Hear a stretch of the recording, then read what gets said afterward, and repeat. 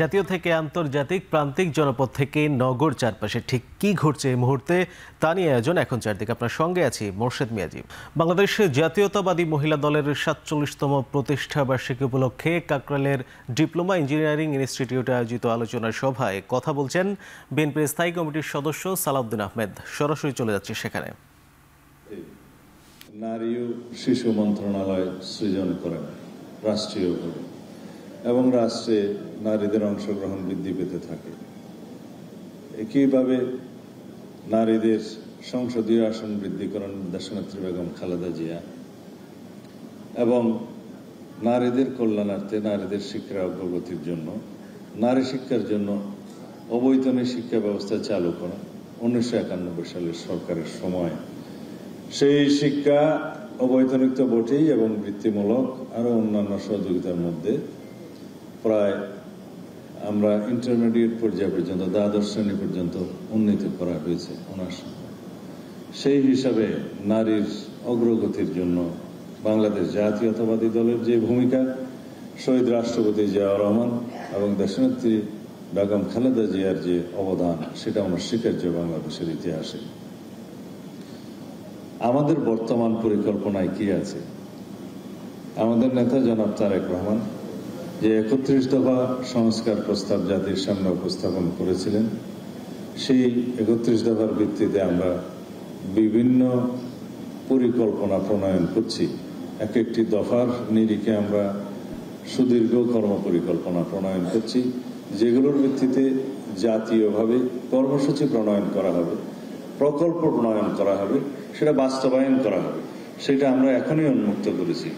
নারীদের ক্ষেত্রে আমরা যেটা বলেছি যে পরিবারের প্রধান যিনি নারী, তার হাতে একটি ফ্যামিলি কার্ড প্রদান করা হবে, যাতে প্রাথমিকভাবে আমরা ৫০ লক্ষ পরিবারকে চিহ্নিত করে তাদেরকে দারিদ্র্য সীমার ঊর্ধ্বে যাতে তোলা যায় এবং তার অর্থনৈতিক এবং সামাজিক অবস্থার উন্নীতকরণের মধ্য দিয়ে তার পরিবারের শিক্ষার হার বাড়বে, তার পরিবারের সমৃদ্ধি বাড়বে।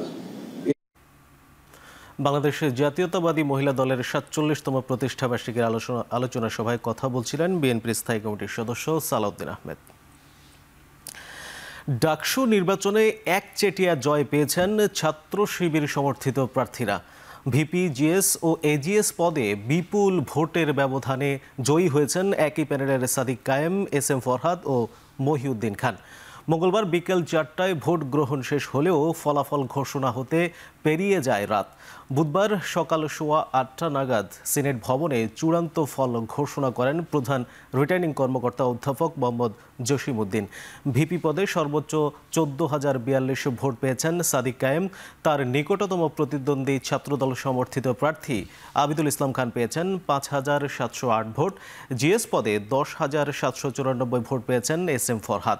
তার নিকটতম প্রতিদ্বন্দ্বী হামিম পেয়েছেন ৫,২৮৩ ভোট। এজিএস পদে মোহাম্মদ মহিউদ্দিন পেয়েছেন ১১,৭৭২ ভোট। তার নিকটতম প্রতিদ্বন্দ্বী তানভীর আল হাদি মায়েদ পেয়েছেন ৫,০৬৪ ভোট। ডাকসুর ২৮টির মধ্যে ২৩টি পদেই বিপুল ভোটে জয় পেয়েছেন শিবির সমর্থিত ঐক্যবদ্ধ শিক্ষার্থী জোটের প্রার্থীরা। ফল ঘোষণাকালে চিফ রিটার্নিং অফিসার বলেন, নির্বাচনে কোনো কারচুপি হয়নি। এবারের ডাকসু নির্বাচন মডেল নির্বাচন বলেও দাবি করেন তিনি। জিএস হিসেবে বিজয়ী হওয়া, জিএস হিসেবে নির্বাচিত হওয়া, এটা ব্যক্তি ফরহাদ কিংবা ছাত্র শিবিরের ঢাকা বিশ্ববিদ্যালয়ের সভাপতি ফরহাদের কোনো অর্জন না। এটা ঢাকা বিশ্ববিদ্যালয়ের সকল শিক্ষার্থীদের মতামতের ভিত্তিতে প্রদত্ত একটি আমানতের দায়ভার আমার উপর। মূলত আমাদের এই বিজয়ের মধ্য দিয়ে আমরা কোনো বিজয় মিছিল কিংবা আনুষ্ঠানিক কোনো বিজয় র্যালির মধ্য দিয়ে আমরা প্রকাশ করতে চাচ্ছি না। এটা শুধুমাত্র আল্লাহর কাছে শুকরিয়া এবং আমাদের আমানতের যে প্র্যাকটিস, যে আমানতটা আমরা কীভাবে রক্ষা করবো এবং শিক্ষার্থীদের যে দায়বদ্ধতা, শিক্ষার্থীদের যে দায়িত্ব পালন সেটি কীভাবে করবো, সেটি আমাদের কর্মের মধ্য দিয়ে, বহিঃপ্রকাশ ঘটানোর মধ্য দিয়ে সেটি আমাদের মূলত আমরা করতে চাই। ঢাকা বিশ্ববিদ্যালয়ের শিক্ষার্থীরা সাদিক কায়েম, এস.এম. ফরহাদ, মহিউদ্দিন খান সহ ঐক্যবদ্ধ শিক্ষার্থী জোটের আমাদের প্যানেলের উপর যে আমানত রেখেছে, আমরা সেই আমানতের যথাযথ হক আদায় করবো ইনশাআল্লাহ। ডাকসু নির্বাচনে আমাদের অনেক সহযোদ্ধারা ছিল, আমরা তাদেরকে সহযোদ্ধা হিসেবে বলতে চাই, কারণ জুলাই আন্দোলনে এখানে যারা প্রার্থী ছিল আমরা সবাই সহযোদ্ধা ছিলাম। আমাদের সহযোদ্ধারা তাদের যে ইস্তেহারগুলো ছিল আমরা সবাই একসাথে কাজ করতে চাই। আমাদের শিক্ষার্থীদের যে স্বপ্নের ক্যাম্পাস, সেই স্বপ্নের ক্যাম্পাস বিনির্মাণ না হওয়ার আগ পর্যন্ত আমরা থামবো না। আমরা আমাদের লড়াই চালিয়ে যাবো ইনশাআল্লাহ। এই ঢাকা বিশ্ববিদ্যালয়ের যেই ধর্মের, যে পথের, যে মতের, যে আদর্শের লোক না হোক না কেন, আমরা সবাই একসাথে কাজ করব। আমরা এই ঢাকা বিশ্ববিদ্যালয়কে একটা মাল্টিকালচারাল ইনস্টিটিউট হিসেবে আমরা বিনির্মাণ করব। ডাকসু নির্বাচনের ফলাফল ঘোষণার পর ক্যাম্পাসের সবশেষ পরিস্থিতি সম্পর্কে বিস্তারিত জানাতে সরাসরি যুক্ত হচ্ছেন সহকর্মী বাইজিদ চাঁদ। চাঁদ, ডাকসু নির্বাচনের ফল ঘোষণার পর এই মুহূর্তে ক্যাম্পাসের পরিস্থিতি কেমন দেখছেন? বিজয়ীদের কোনো কর্মসূচি আছে কিনা জানাবেন।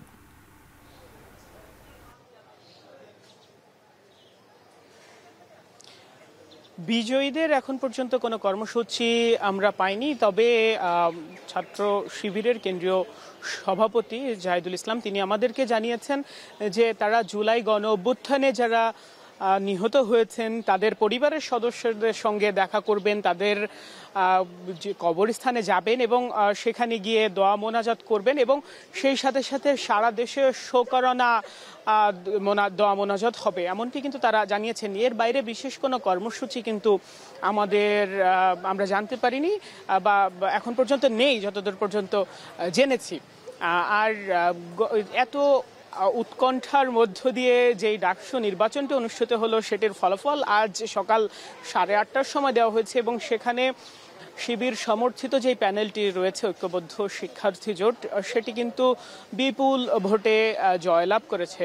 তাদের 28টি পদের মধ্যে 23টি পদই কিন্তু পদের সদস্য যারা রয়েছে তারা কিন্তু জয়লাভ করেছে, যেখানে ভিপি, জিএস, এজিএস একেবারে 3জনই এই ভোটে জয়লাভ করেছে। আর ক্যাম্পাসের সার্বিক পরিস্থিতি যদি বলতে চাই, যেহেতু গতকাল নির্বাচন হয়েছে, নির্বাচন নিয়ে সাধারণ শিক্ষার্থীদের মধ্যেও একটা উত্তেজনা ছিল বা এটির ফলাফল কি হবে সেটি নিয়ে। আর যেহেতু দীর্ঘ সময় পর ফলাফলটি দেওয়া হয়েছে, তারা আসলে এখন বিশ্রামেই আছেন। আমরা ক্যাম্পাসে সংবাদকর্মীদের উপস্থিতি বরং বেশি দেখছি শিক্ষার্থীদের চেয়ে। আর পরবর্তীতে যদি শিবিরের কোনো কর্মসূচি থাকে সেটি নিশ্চয়ই আমরা জানতে পারবো এবং আপনাদেরকে জানাবো। এই ছিল আমার কাছে সবশেষ। ডাকসু নির্বাচনের ফলাফল ঘোষণার পর ঢাবি ক্যাম্পাসের সবশেষ পরিস্থিতি জানাচ্ছিলেন সহকর্মী বাইজিদ চাঁদ। এদিকে 33 বছর পর অবশেষে অনুষ্ঠিত হতে যাচ্ছে জাহাঙ্গীরনগর বিশ্ববিদ্যালয় কেন্দ্রীয় শিক্ষার্থী ছাত্র সংসদ ডাকসু নির্বাচন। কাল সকাল 9টা থেকে বিকেল 5টা পর্যন্ত চলবে ভোট গ্রহণ। এদিকে প্রার্থিতা ফিরে পেতে মধ্যরাতে নির্বাচন কমিশনে থাকা শিক্ষককে অবরোধ করে রাখার অভিযোগ উঠেছে অর্মত্য রায়ের সমর্থকদের বিরুদ্ধে। নির্বাচনকে ঘিরে পুরো ক্যাম্পাসে বইছে উৎসব মুখর পরিবেশ। প্রার্থীরা নির্বাচনী প্রচারের শেষ সময় পর্যন্ত ছুটছেন আবাসিক হল, বিভাগ ও জনসমাগম ঘটে এমন স্থানগুলোতে। তফসিল অনুযায়ী মঙ্গলবার রাত 12টা পর্যন্ত ছিল প্রার্থীদের আনুষ্ঠানিক প্রচার চালানোর সুযোগ। 29 আগস্ট থেকে শুরু হওয়া প্রচার শেষ হয়েছে। মোট 178 জন প্রার্থী প্রতিদ্বন্দ্বিতা করছেন ডাকসুর 25টি পদের জন্য। তবে উৎসব মুখর এই প্রচারের মাঝেও দেখা গেছে আচরণবিধি ভঙ্গের নানা চিত্র। নির্বাচন উপলক্ষে ক্যাম্পাসে মোতায়েন করা হবে প্রায় 1200 পুলিশ সদস্য। এছাড়া স্ট্রাইকিং ফোর্স হিসেবে সেনাবাহিনীর উপস্থিতি চেয়ে সংশ্লিষ্ট কর্তৃপক্ষের কাছে পুনরায় আবেদন করেছে ডাকসু নির্বাচন কমিশন।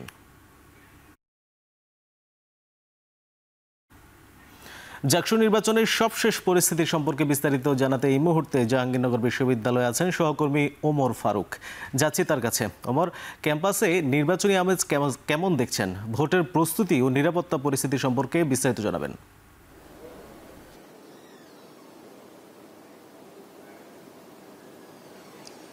মুর্শেদ, আপনাকে বলে রাখি, দীর্ঘ 33 বছর পর বাংলাদেশের একমাত্র আবাসিক শিক্ষা বিশ্ববিদ্যালয় এবং এই যে 600 প্রায় 700 একরের যেই বিস্তৃত ক্যাম্পাস, প্রায় 33 বছর পরে কিন্তু আগামীকাল অর্থাৎ কয়েক ঘন্টা, 24 ঘন্টারও কম সময় রয়েছে, আগামীকাল সকাল 9টা থেকে ডাকসু নির্বাচন অনুষ্ঠিত হতে যাচ্ছে।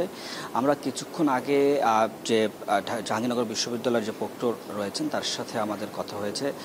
তিনি আমাদেরকে জানিয়েছেন আসলে যে আগামীকালকে যে নির্বাচন, সেই নির্বাচনকে ঘিরে তাদের যে সকল প্রস্তুতি রয়েছে সেগুলো প্রায় শেষের দিকে রয়েছে। জানিয়েছেন যে আগামীকালকে নির্বাচনকে ঘিরে প্রায় যে ভোটার রয়েছে রয়েছে প্রায় 12,000-এর মতো ভোটার রয়েছে, অর্থাৎ 11,937 জন। এর বিপরীতে প্রায় 67 জন শিক্ষককে পোলিং অফিসার হিসেবে নিয়োগ দেওয়া হয়েছে।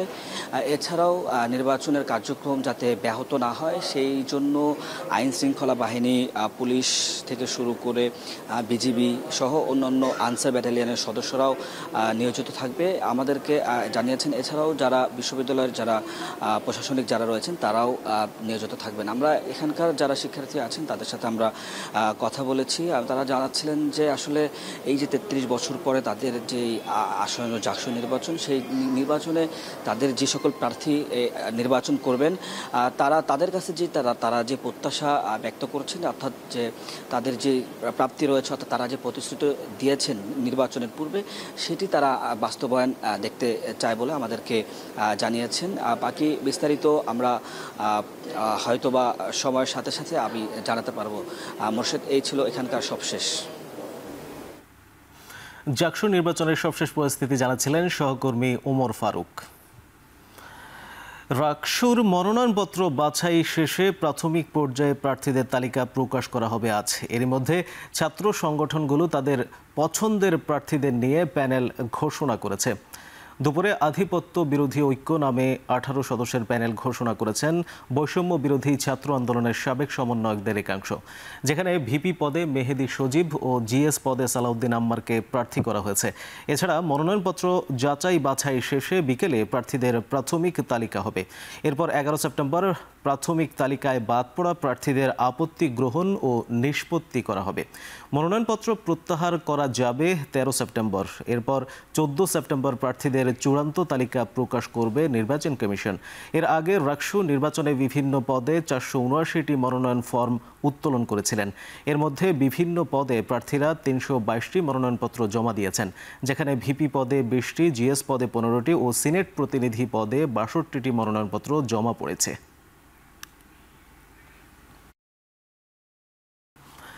পূবালী ব্যাংকের মতিঝিল কর্পোরেট শাখায় সাবেক প্রধানমন্ত্রী শেখ হাসিনার নামে একটি ব্যাংক লকার জব্দ করেছে জাতীয় রাজস্ব বোর্ড এনবিআর-এর গোয়েন্দা সেল।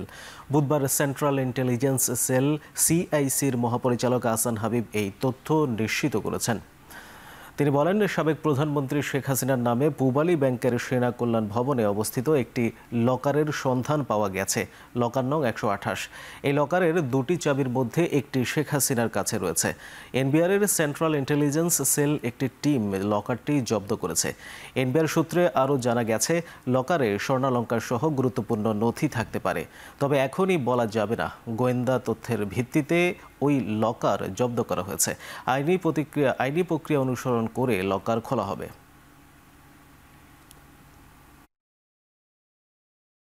সংসদীয় আসন পুনর্বহালের দাবিতে সর্বদলীয় ঐক্য পরিষদের ব্যানারে বাগেরহাটে ফের 48 ঘন্টার হরতাল পালন করছে এলাকাবাসী। হরতালের কারণে সকাল থেকে বাগেরহাট অংশের সব সড়ক, মহাসড়ক ও দোকানপাট বন্ধ রয়েছে। অন্যদিকে ফরিদপুর 2 আসন থেকে 2টি ইউনিয়ন বাদ দেয়ায় ফরিদপুরে মহাসড়ক অবরোধ করে বিক্ষোভ করছেন স্থানীয়রা। সংসদীয় আসন পুনর্বহালের দাবিতে বাগেরহাটে দ্বিতীয় দফায় 2 দিনব্যাপী হরতাল কর্মসূচি পালন করছে সর্বদলীয় ঐক্য পরিষদ।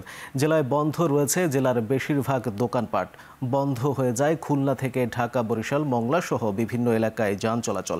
এতে ভোগান্তিতে পড়েছেন সাধারণ মানুষ, তবে চালু রয়েছে জরুরি সেবাগুলো।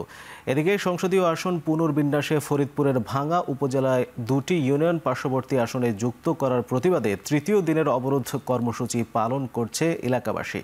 সকাল 8টা থেকে ঢাকা, বরিশাল ও ঢাকা খুলনা মহাসড়ক সহ ভাঙ্গা এক্সপ্রেসওয়ের গোল চত্বরের অন্তত 10টি এলাকায় অবরোধ শুরু করে বিক্ষুব্ধরা। 2টি ইউনিয়ন আগের আসনে ফিরিয়ে না দেওয়া পর্যন্ত অবরোধ অব্যাহত থাকবে বলে জানান স্থানীয়রা। এদিকে বিশৃঙ্খল পরিস্থিতি এড়াতে ভাঙ্গা গোল চত্বর ও আশেপাশের এলাকায় মোতায়েন করা হয়েছে সেনাবাহিনী, পুলিশ সহ আইন শৃঙ্খলা বাহিনীর পর্যাপ্ত সদস্য।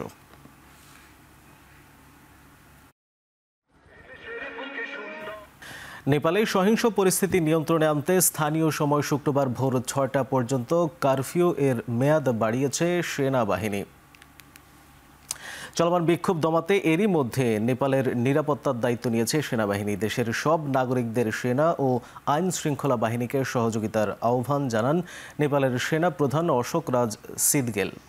একই সঙ্গে সেনা মোতায়েন করা হয়েছে রাজধানী কাঠমান্ডু সহ বিভিন্ন গুরুত্বপূর্ণ স্থানে। বিশেষ অভিযান চালিয়ে সহিংসতা ও লুটপাটের ঘটনায় জড়িত সন্দেহে এরই মধ্যে গ্রেপ্তার করা হয়েছে ২৬ জনকে। পরিস্থিতি অনেকটাই শান্ত হয়ে এলেও কিছু জায়গায় এখনও বিক্ষিপ্তভাবে আন্দোলন চালিয়ে যাচ্ছে ছাত্র জনতা। এদিকে সহিংস বিক্ষোভে হতাহতের ঘটনায় নিরপেক্ষ তদন্তের আহ্বান জানিয়েছে জাতিসংঘ। নেপালের ঘটনাকে হৃদয় বিদারক বলে মন্তব্য করেছেন ভারতের প্রধানমন্ত্রী। শিরোপা ধরে রাখার মিশনে এশিয়া কাপে নিজেদের প্রথম ম্যাচে মাঠে নামছে ভারত। দুবাই আন্তর্জাতিক ক্রিকেট স্টেডিয়ামে তাদের প্রতিপক্ষ সংযুক্ত আরব আমিরাত। শক্তিমত্তার বিচারে প্রতিপক্ষ আরব আমিরাতের তুলনায় অনেকটাই এগিয়ে ভারত। সাম্প্রতিক সময়ে আর সব দলই দ্বিপাক্ষিক বা ত্রিদেশীয় সিরিজে নিজেদের প্রস্তুতি নিলেও ভারত টুর্নামেন্টের আগে নিজেদের অনুশীলন নিয়েই ছিলেন ব্যস্ত। অবশ্য সাম্প্রতিক ফর্মটা ভারতকে সঙ্গ দিচ্ছে দারুণভাবে। ২০২৪ সালে টি-20 বিশ্বকাপ জয়ের পর থেকে ২৭ ম্যাচের ২৪টিতেই জয় পেয়েছে ম্যান ইন ব্লুরা। ২০১৬ সালে দুই দলের মুখোমুখি একমাত্র লড়াইয়েও জয় পেয়েছিল ভারত। প্রতিপক্ষ আরব আমিরাত সদ্য সমাপ্ত ত্রিদেশীয় সিরিজের অভিজ্ঞতা দিয়েই চ্যালেঞ্জ জানাতে চায় টিম ইন্ডিয়াকে। শেষ করছি এখন চারদিকে। এখন টেলিভিশন ওয়েবসাইটে দেখতে ভিজিট করুন www.ekhon.tv। এছাড়া ফেসবুকে দেখতে ভিজিট করুন facebook.com/tv.ekhon এবং ইউটিউবে দেখতে ভিজিট করুন youtube.com/c/ekhon tv।